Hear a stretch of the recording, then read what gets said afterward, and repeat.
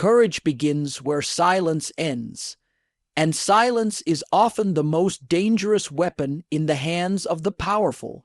For centuries, civilizations across galaxies have mistaken obedience for peace and quiet for harmony. But silence, when born from fear, is not peace. It is paralysis. It is the unseen chain that binds those who know the truth but dare not speak it. The alien court that laughed as the mute servant was whipped-lived in this illusion. They believed that the absence of protest meant the presence of control, that laughter meant superiority, and that pain inflicted on the powerless would strengthen their throne. Yet beneath their cruelty, beneath the glimmering holes of authority, the universe was holding its breath, waiting for one soul to remember that silence is not virtue, it is surrender. Courage does not erupt like an explosion. It grows slowly, quietly, like the pulse that beats harder each time injustice strikes the heart. The janitor in that alien hole was not trained in war. He had no weapons, no allies, no voice in the great politics of the stars. Yet within him, courage began where silence had ruled too long. Each cry that echoed through those courts, each lash that tore flesh and dignity, each laugh that mocked suffering, these were the whispers that built a storm inside him. He had watched too long. He had swallowed the bitter taste of helplessness until one moment, one sound, one crack of the whip made the silence inside him unbearable. That was when courage began, not from the will to fight, but from the inability to stay silent any longer. Courage born from silence is not loud. It is a trembling voice that finally speaks, a shaking hand that refuses to stay still.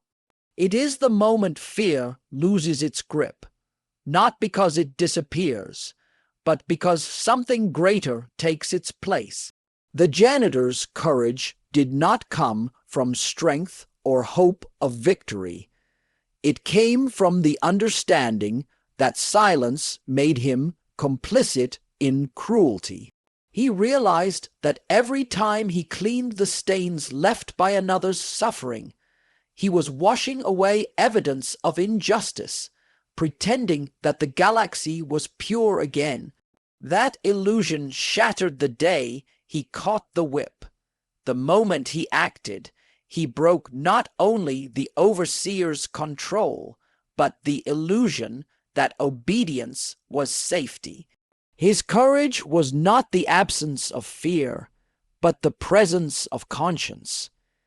The end of silence is the beginning of truth. When courage rises, it exposes the rot beneath order, the corruption beneath laughter, and the cowardice hidden behind cruelty. The alien nobles laughed because they feared silence less than they feared awakening. They knew that once one being defied them, others might find their voices too. Silence kept their empire intact, but courage would unravel it thread by thread. The janitor's act was small in the eyes of the powerful, yet it carried the weight of generations. For every mute servant, every silenced worker, every creature forced into submission, his defiance was a spark that lit a signal fire across the stars. It said that silence had ended, and with it, the era of unquestioned obedience. Courage that begins where silence ends does not need permission. It is raw, unpolished, and dangerous. It is the truth spoken in forbidden places, the hand raised when all others are lowered. The janitor's courage did not make him a hero in that moment. It made him a target. The alien court turned from laughter to outrage, from amusement to fear.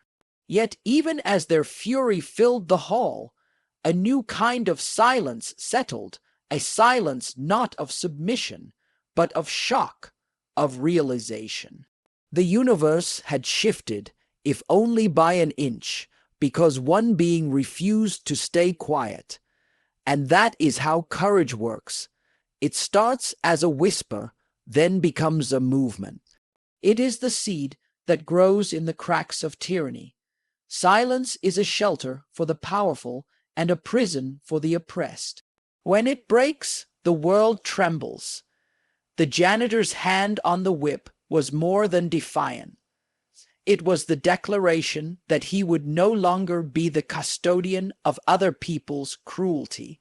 Every mark on that floor had told a story of suffering, and now he would no longer clean them away. Courage demanded that he face what silence had allowed. The same hall that had once echoed with laughter would soon echo with uncertainty. The same eyes that once looked down in amusement would now look away in shame. Courage forces the world to look at itself, and sometimes that reflection is unbearable. To end silence is to risk everything: safety, comfort, belonging. It is to stand in front of power and refuse to bow. The janitor did not know what would happen next, whether the court would strike him down or history would remember him. But courage does not wait for outcomes. It exists in the act itself.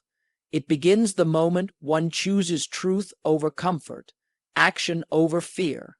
Silence is easy. It asks nothing but complicity. Courage demands everything, and it demands it in the moments least expected, from the people least believed capable of it. In that alien court, courage began not with words, but with movement, not with speeches, but with a single choice to end the silence. And in that choice, the balance of power shifted, because courage, once awakened, is contagious. It teaches others that silence is not destiny, that obedience is not peace, and that even the smallest act of defiance can echo louder than the laughter of empires.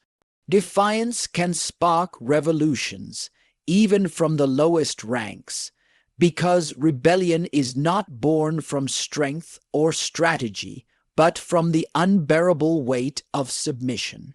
Throughout history and across galaxies, empires have fallen not from the might of armies, but from the courage of individuals who refused to kneel any longer.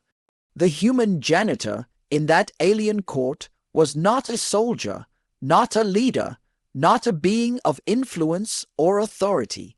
He was a worker assigned to clean the evidence of cruelty from the floors of the powerful. Yet in the moment he caught the whip, he became the fracture in an empire that had believed itself unbreakable. His defiance was small in action, but vast in meaning. It was the first spark that proved that the lowest hand can ignite the highest throne. Defiance has always been the language of those who have nothing left to lose. It begins quietly, buried in thoughts and whispers, in glances exchanged among the oppressed who dare not speak their truth aloud. It brews in the silence of those who watch injustice day after day, until one act of cruelty becomes the final straw that turns fear into fury. For the janitor, that act came when the mute servant was whipped for no crime, but existing beneath those who believed themselves divine. He had seen it before, endured it, buried it deep. But that day something in the air changed. The laughter of the court, the casual cruelty of the nobles, and the trembling of the servant combined into a moment too heavy to bear. Defiance was not planned. It was instinctive. It was the soul's rebellion against its own submission. The power of defiance lies in its unpredictability. The court expected obedience, as it always had. The hierarchy of the galaxy had long been stable, maintained by fear and spectacle. Every lash of the whip reminded the servants of their place. Every act of submission reassured the powerful that their order was eternal. But when the janitor's hand caught the whip, that order shattered. The nobles' laughter froze in their throats, their confidence drained in an instant. They were not afraid of the man himself, but of what his act represented, the collapse of certainty. Defiance once seen cannot be unseen. It becomes an idea, and ideas are more dangerous than weapons. Revolutions are never born in grand halls or from perfect plans. They start in the forgotten corners of existence, where pain festers and dignity decays. The janitor's defiance was a mirror for every being who had been told they were powerless. His act said what words never could, that rank and status are illusions, and courage can rise from the lowest place. The nobles ruled through symbols, robes, laws, rituals, but defiance stripped those symbols bare. When he stood between the whip and the servant, he exposed the truth that power is fragile when it depends on fear. His defiance was contagious because it revealed possibility. And once possibility exists, control begins to crumble. Defiance transforms weakness into strength by changing perception. The janitor did not gain power by seizing a weapon or commanding others. His power came from refusal. He refused to obey, refused to clean the floor, refused to pretend that cruelty was justice. That simple refusal rippled outward. Servants watching from the shadows began to feel something they had forgotten: hope. The nobles, who once felt untouchable, now felt the chill of vulnerability. They realized that if one lowly human could defy them, others might follow. Revolutions feed on that realization. On the moment, the oppressors understand that control is not infinite and that obedience is a choice. Defiance is dangerous because it exposes the fragility of tyranny. Systems built on submission cannot survive the spark of rebellion. The court tried to laugh again, to reclaim its authority, but the sound was hollow. The janitor's act had already rewritten the meaning of the space they stood in. The whip, once a tool of power, became a symbol of resistance. The mute servant, once an object of pity, became the witness of transformation. The janitor's defiance created a shift in the collective consciousness of the oppressed, a message that traveled faster than light. One act of resistance can make the impossible visible. From the lowest ranks come the most profound revolutions because those at the bottom see clearly what the top cannot. The powerful grow blind behind comfort and control, mistaking submission for loyalty.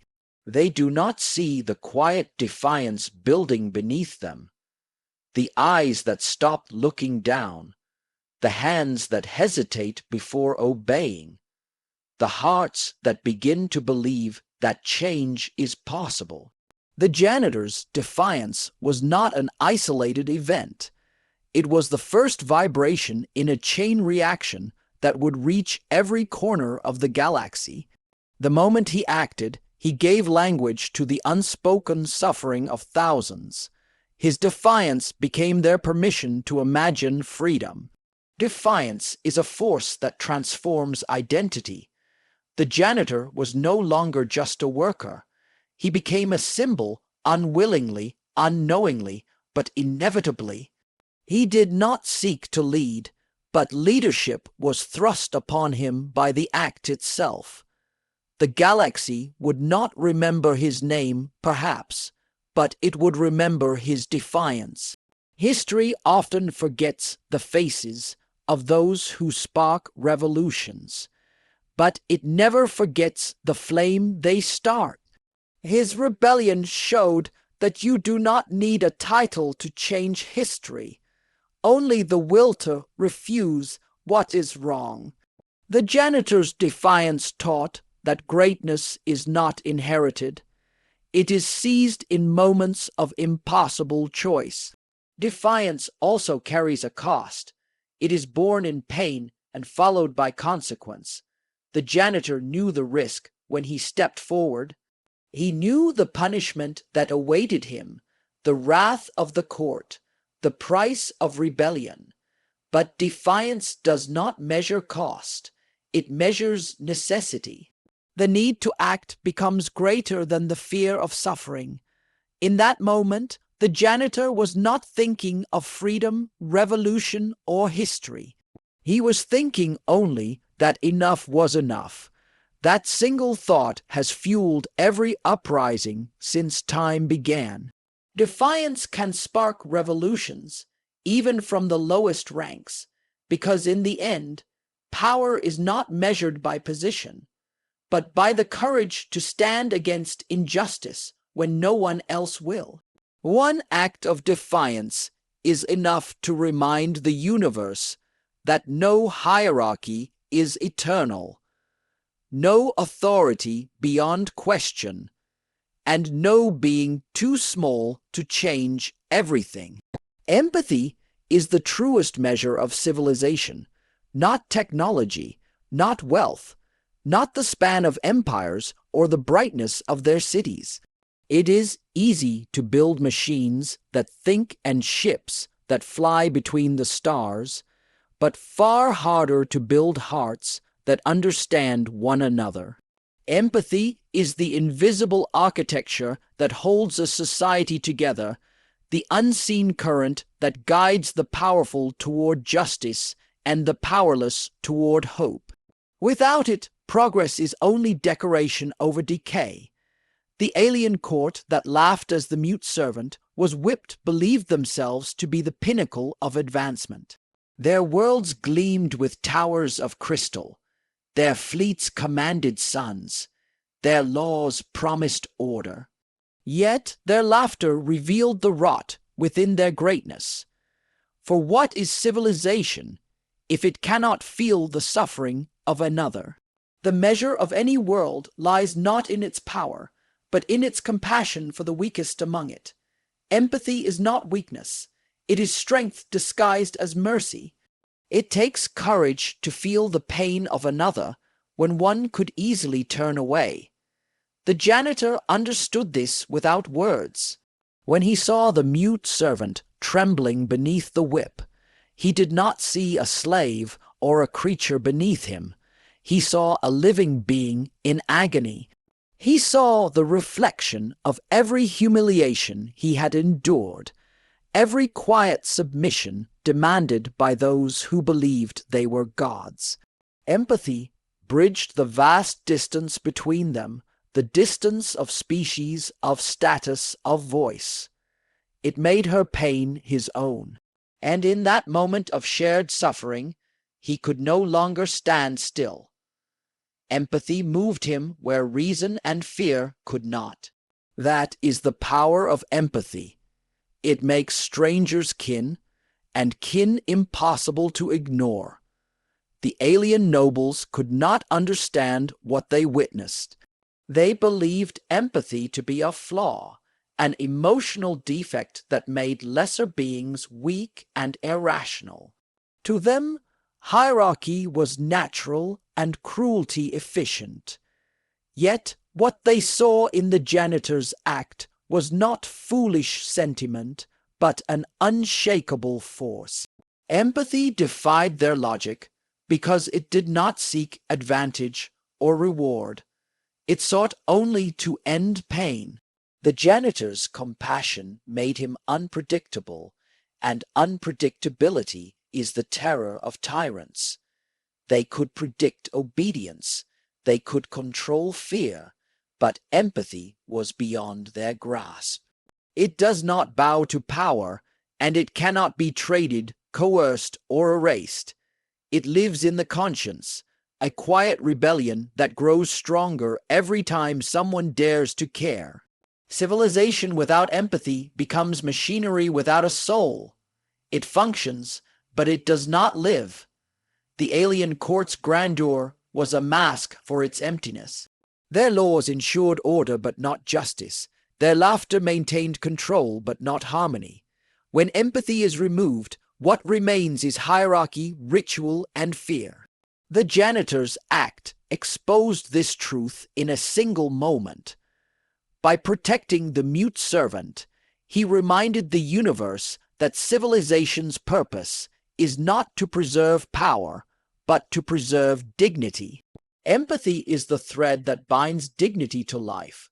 When one being feels another's suffering and chooses to act, even against their own safety, that is civilization at its highest form. Empathy is the foundation of equality because it dissolves the illusion of difference. The janitor and the servant were separated by roles, by the boundaries imposed by their oppressors, but empathy made those boundaries meaningless. He did not see her as property or a creature of another world. He saw her as someone who deserved to be free from pain. That simple recognition is what every civilization struggles to achieve. Empathy is not about understanding every thought or experience, but about acknowledging that pain anywhere diminishes the worth of everyone. The alien nobles had forgotten this truth. They believed their status placed them beyond morality, that superiority justified indifference. Yet empathy proves that morality is not granted by power. It is earned by compassion. Empathy creates balance where domination breeds destruction. Every empire that rises without it eventually collapses under the weight of its cruelty. Empathy sustains what power cannot. It nurtures loyalty, cooperation, and peace. When the janitor caught the whip, he did not only save the servant. He reminded every witness that compassion has more authority than violence. Empathy commands without enslaving, heals without punishing, leads without ruling. It is the only form of power that grows stronger the more it is shared. The janitor's empathy became a contagion in that court. Those who watched could not unsee it. Some looked away in guilt, others in confusion, but deep within, something began to stir. The laughter that once filled the hall began to sound hollow, because empathy, once awakened, infects even the hearts that have long forgotten how to feel. Empathy is also a rebellion. In a world built on control, to feel deeply is an act of defiance. The janitor's compassion was more revolutionary than any weapon. It rejected the system that told him some lives were worth less than others. Empathy dismantles the logic of cruelty by exposing its absurdity. Why should one being's pleasure depend on another's suffering? Why should silence be mistaken for peace? The janitor's empathy was not taught or ordered. It was instinctive, raw, human. That is what made it powerful. It was proof that morality does not require instruction from the powerful, that even the lowest being in a hierarchy can understand the sacredness of another's life. Empathy is not learned through authority. It is remembered through conscience. In that galactic hall, empathy bridged the unbridgeable. It crossed the boundary between species, rank, and voice. The mute servant could not speak, but empathy heard her. The janitor could not change the world in that instant, but empathy made him act as if he could. That is how civilization progresses, not through decrees or technologies, but through moments when someone chooses understanding over apathy. Empathy transforms civilization from a structure of dominance into a community of care. It teaches that no being exists alone, and that cruelty toward one is an injury to all. It is the moral gravity that pulls societies toward justice, no matter how far they drift into arrogance or indifference. Empathy defines civilization because it measures not what we can build, but what we can feel.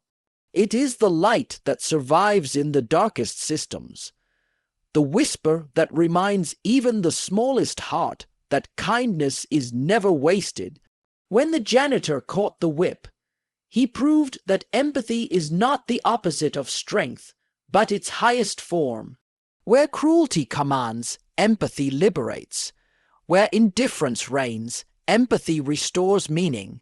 Civilization is not proven by the power to dominate, but by the will to understand, to reach out across pain, and to say, even without words, that another's suffering is our own.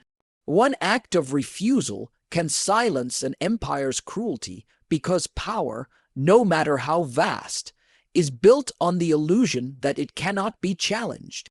Every system of oppression depends on one simple truth, that those beneath it will continue to obey. The moment one person says no, the illusion cracks. The alien court that ruled through fear and spectacle had long forgotten that their authority existed only as long as others accepted it. When the human janitor caught the whip, that acceptance ended. It was not strength that silenced the empire, not rebellion or armies, but a single act of refusal, quiet yet absolute. His defiance was not shouted, not declared with banners or weapons, but spoken through action, and that made it undeniable. Power can argue with words, but it cannot argue with refusal. Refusal is the language of the powerless when all other languages are taken from them. The mute servant could not protest her pain, could not speak against her tormentors, and so the world believed her silence was submission. Yet her suffering had not gone unseen. The janitor's refusal spoke for her, a voice emerging from years of voiceless endurance. His hand reaching out to stop the whip was not just an act of protection, but of translation. It turned her silence into defiance. Refusal becomes the bridge between the voiceless and justice. It says what words cannot, that cruelty has gone too far, that obedience has lost its meaning, that the world must stop pretending not to see. The empire's cruelty thrived because no one dared to refuse. The nobles believed laughter was their right, that punishment was their proof of control. They believed the suffering of others confirmed their own superiority. But cruelty is fragile when confronted.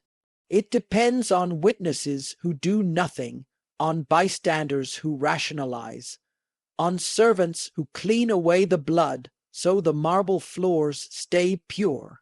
The janitor had been one of those silent witnesses.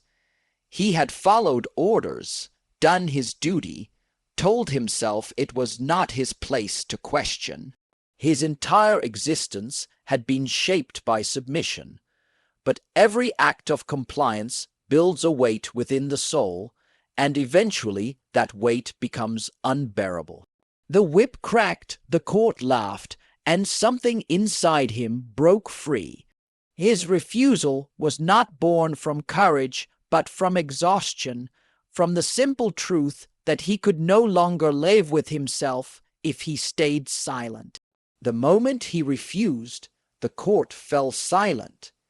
It was not the sound of rebellion, but the absence of it that shook them. Their laughter died because they saw something they had forgotten could exist, disobedience.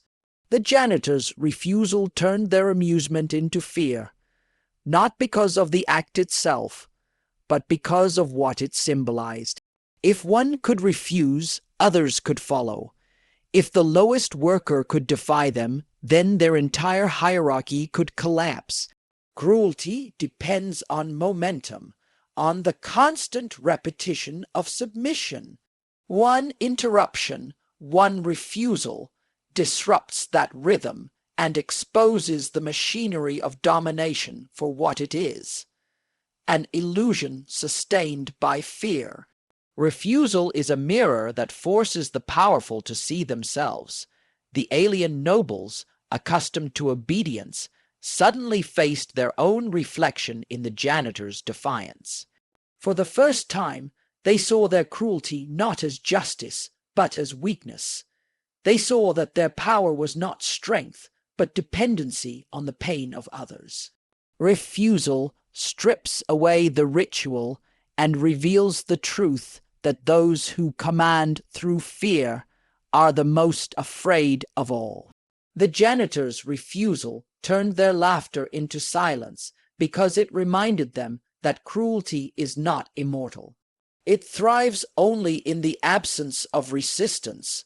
When he grabbed the whip, he ended not just the act of punishment, but the illusion of permanence that held their empire together. One act of refusal can echo farther than the most violent revolution, because it awakens the moral consciousness of others. Every servant who watched the janitor's hand stop the whip felt something stir, something long buried under years of obedience. They saw that the rules they followed were not unbreakable, that the power they feared was not divine. Refusal teaches through example. It does not demand faith, it proves truth. The janitor did not need to speak, his action said enough. His refusal created a moment of possibility, a glimpse of a world where cruelty was no longer inevitable. That glimpse is what spreads, not as noise or chaos, but as quiet conviction. Empires are not destroyed by noise. They are undone by the silence that follows a single word: no. Refusal is not destruction. It is creation. It is the creation of new moral boundaries where the old ones have collapsed. The janitor did not act to overthrow an empire. He acted to restore a balance that had been lost. His refusal was not a rebellion against order, but a defense of humanity within that order. When power forgets compassion, refusal becomes the only means to remind it. The janitor's act drew a line in the dust of the alien court, dividing cruelty from conscience. That line cannot be erased once drawn. Every noble who witnessed it, every servant who felt its shock, would carry that memory forever. Refusal imprints itself on history because it exposes the moment when fear begins to lose its hold. One act of refusal also reveals the hidden power of moral integrity. The janitor possessed nothing: no weapons, no allies, no authority, but his refusal held more weight than all the laws of the empire. Power can command bodies, but it cannot command conscience. The janitor's refusal proved that control ends where conviction begins. That is why the court fell silent, not from force but from recognition. They saw a truth too ancient to deny. No empire, however vast, can survive the moment its cruelty is no longer obeyed. That silence in the hall was not weakness. It was the sound of a system realizing its own limits. Refusal carries risk, but it also carries transformation. The janitor knew he might be punished, but he refused anyway because some acts are worth the price. That is the paradox of refusal. It is both the smallest and the greatest power. It can be done by anyone, anywhere, at any time, and yet it can shift the course of entire worlds. The empire was silenced not because it was destroyed, but because it was exposed. Its cruelty, once routine, now felt obscene. Its laughter, once triumphant, now felt hollow. The janitor's refusal changed nothing material in that moment, yet it changed everything that mattered. Power relies on repetition. Refusal interrupts it. Cruelty thrives on silence. Refusal gives silence a voice. One act of refusal, even from the lowest hand, can silence an empire because it reminds every being within it that no authority is absolute and no cruelty lasts forever.